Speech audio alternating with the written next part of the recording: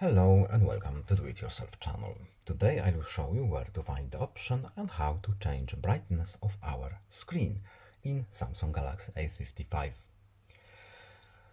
So, how to change brightness of our screen? We can do it both ways. We can swipe from the top. As you can see, we have brightness here, but we have our adaptive brightness turned on.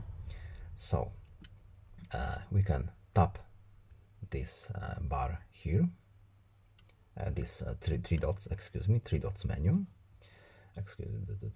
Yes, and we can turn off adaptive brightness, and then we can change our brightness level. Alternatively, we can go to settings, then display, and here we have the same functions. So turn off adaptive brightness, and now we can set up our brightness to the level that we want.